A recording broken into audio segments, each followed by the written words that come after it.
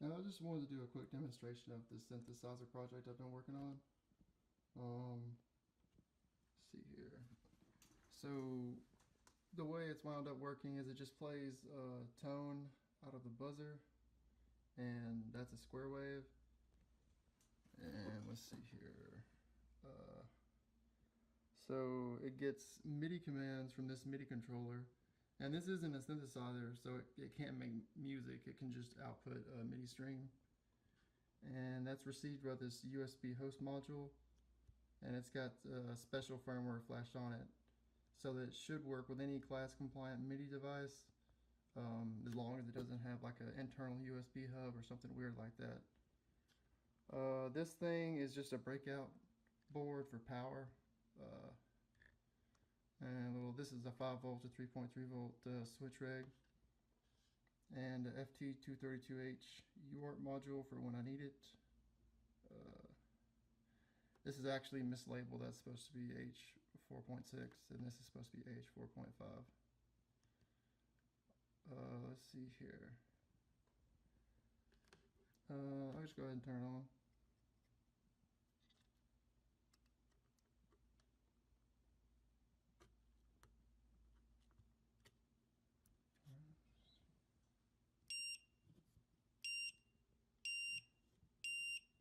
Ooh, it's loud.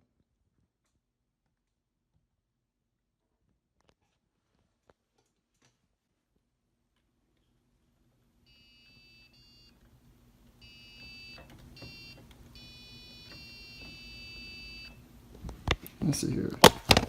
Try to put the camera right here.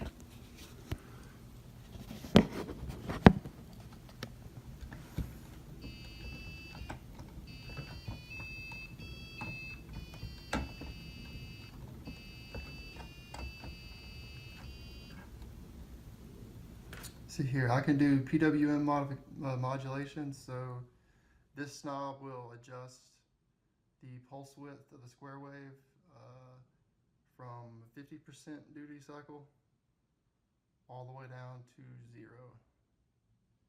And doing it from 50 to 100 would be the same thing, just inverted, but it sounds the same.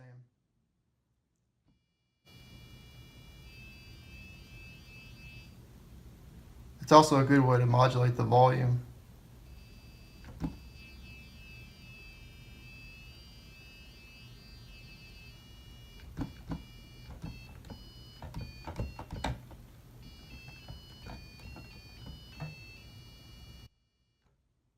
Let's see here. The pitch bend also works.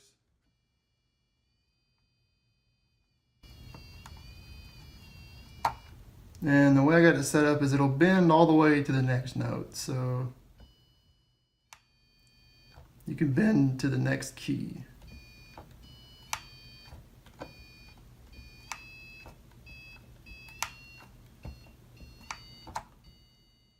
I'm not sure if that's how it's supposed to be. That's just kind of the way. I didn't know any other way of doing it, really. There may be a standard, there may not be. Let's see here. You can also turn on the arpeggiator.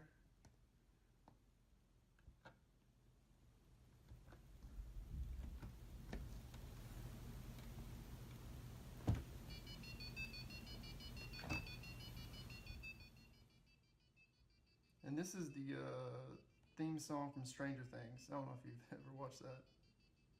It's got some good music.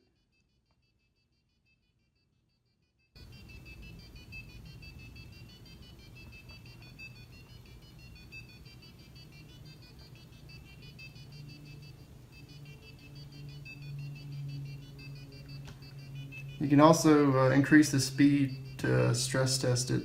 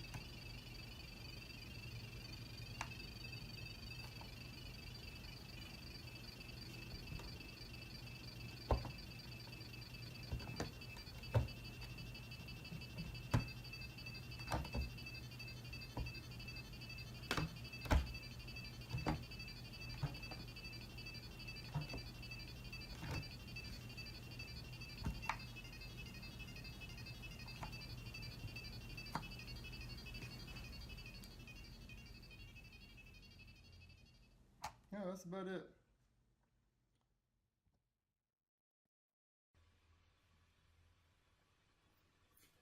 And I just switched to screen capture so I can show you some of the debug output that the synthesizer can produce. So if you press switch 1, it should print to the terminal what the last note was and some other stuff. I forget what all it prints. I gotta start it first, that would help.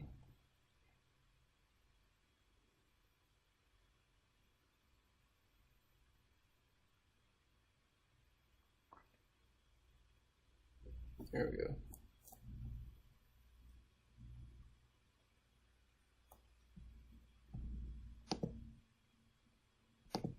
Now it should work. I think that's A5, let's see.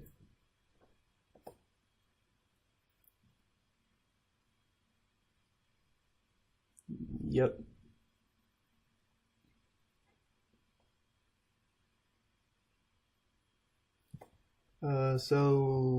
This number is the MIDI note number.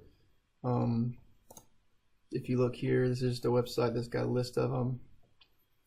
Pretty much every number just corresponds to a key. So that was A5, which is 880 hertz.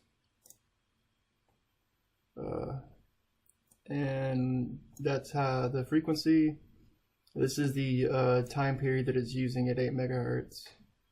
And this is the and this comes from a table, a lookup table, and this is the value it calculates itself, but it only calculates that if you hit the switch 1.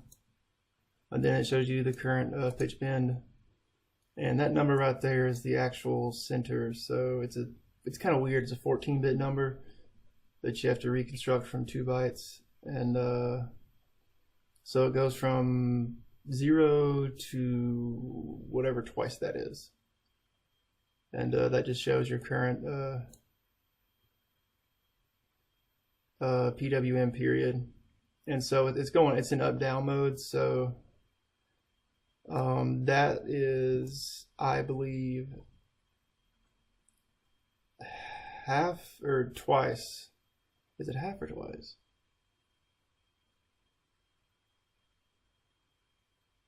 I think that's half of the period, because it's got to go up then down. Yeah, so that's half the note period, and this is the point at, well, I'm using output mode 6, I think. Let's see.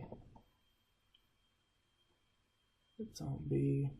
Yeah, set reset. So whenever it reaches TBOCCTL4 on its way up the triangle, it'll go high, and then on its way back down, when it passes that same point, it'll go back down low. So by modulating this value right here, the 4, you can adjust how much, because like the actual period is, it's not set here, but it's set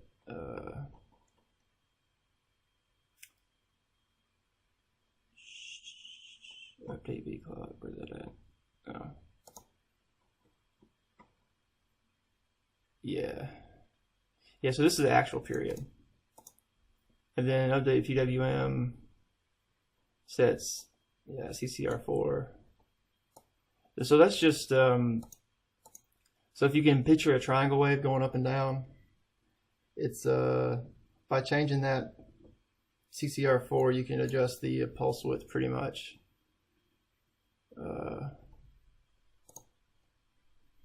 And let's see here, and all there's the 8 knobs that are on this synthesizer.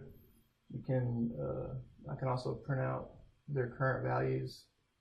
So I'll just turn the top 4 all the way to max and the bottom 4 all the way low, and press switch 2, and it just says, you know, knob 0 equals, and 127 is the maximum on those knobs. They don't actually have a whole lot of resolution.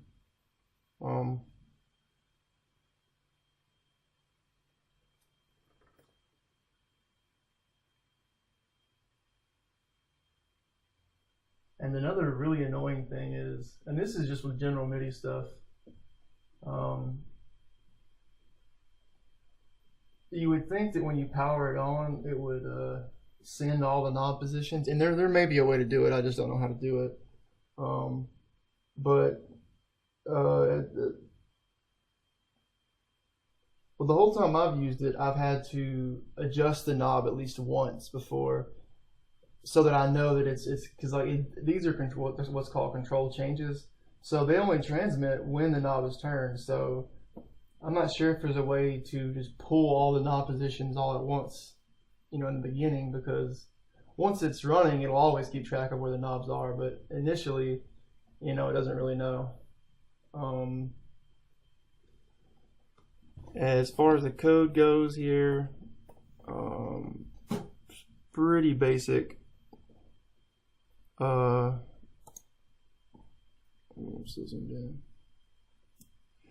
mean, I got a global header here, which just holds some basic stuff. This is the clock frequency I'm using right now. And these are the MIDI status bytes. So MIDI has two types of bytes, status bytes and data bytes. And they come in usually in sets of 3. At least all of these values come in sets of 3.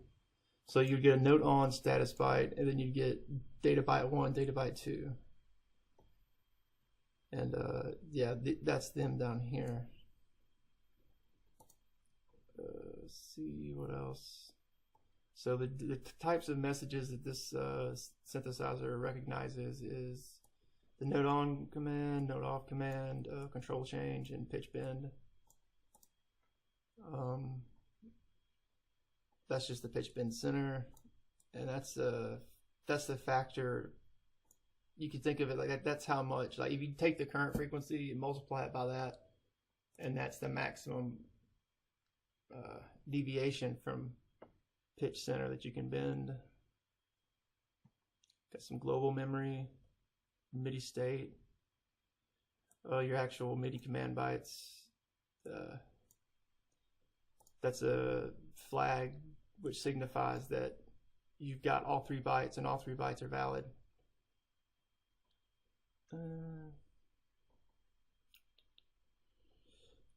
Yes, and this attack, the decay and release stuff, I haven't, it's not actually implemented, it's just there. I thought I got rid of all of it. Yeah, I got the switches on port 1.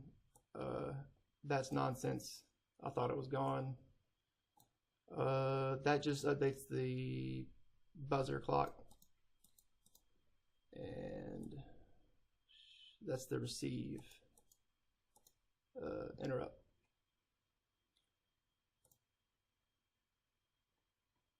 So the switches are pretty boring. I'm not going to show you those. As far as the receive interrupts, it's got an initial, well, CB is, I put the buffer in CB, but you got these 2 initial hooks which help to, because you can plug in a MIDI device and it be transmitting, and it might not. Well, the first status byte isn't guaranteed to be a status byte, or the first byte isn't guaranteed to be a status byte. So this just checks it. All status bytes have a 1 in their most significant bit. So if it's greater than that, it's a status byte. If it's not greater than that, it's not a status byte. And that's what this is saying. This is saying that if you get a byte and it's less than that, which means it doesn't have a 1 in its most significant bit, then and also the MIDI state machine is in status byte mode, that means that there's a problem. So it's just it just drops that command. And this is the state machine for the loading the 3 byte commands. I'll collapse that. So it comes down through here, and these hooks will make sure that it starts properly. So if it gets a status byte, okay, cool, puts it in the status byte, goes to D1 byte. If it gets D1 byte, that's cool. It puts it there, goes to D2 byte mode. and it's pretty basic. And when it gets to the end of this one, when it finishes this case, it'll set this flag, MIDI command ready. And each time it's coming through here and doing this, 1 byte at a time. And so it has to be valid, because I mean, a valid status byte followed by 2 valid data bytes. I mean, like, it's not going to come through wrong. It may miss a note, but I haven't heard it miss a note yet. And so when it gets the 3 bytes in and it sets that flag, it comes down to this part right here. If it's true, it'll handle each type of command. Note on, it just sets those, updates the clock, enables the buzzer, and also I flash the LED whenever a note is pressed. If it's note off, it literally just turns off the LED, turns off the buzzer. If it's a control change, it'll load the control value into the I keep an array of all the knobs, so it just puts the value of the knob into this array, and then so the first data byte in that case is your knob number, and then the second one will be the knob value. And so those don't do anything, but the PWM just updates the clock again. And the last case is pitch bend, and it just loads in this 14-bit value and updates the clock one more time, and then of course it clears that flag. And so that's how it reads the MIDI commands. That's pretty much it outside of this little note table. These are integer periods at this clock speed. And this table is automatically generated. I mean, I can delete it. Come over here. Update notes table. I wrote a little C application that generates a header file.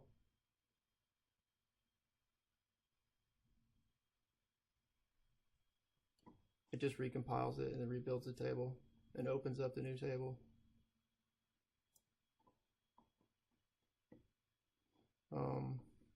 Here's a code for the table generator. That's pretty short, just about 100 lines. But it saves a lot of work, because I mean, you can imagine having to redo this table every time you wanted to change your note support, or every time you wanted to try a different clock speed. It would be a pain in the butt. So I just do it automatically, and you can set here you can set the clock speed, your multipliers. You can adjust note support. When I had all that ADSR or the envelope generator in there, I was running out of program space, so I could only support 2 octaves. But right now I'm just supporting, I think that's from C2, I think it's from C3 to C5. No, C6, I think. No, C6, I don't know. It's one of those. But that's pretty much it.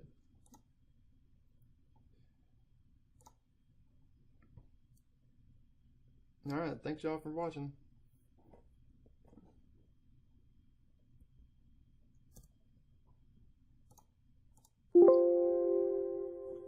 Whew, good. I'm making sure it came back.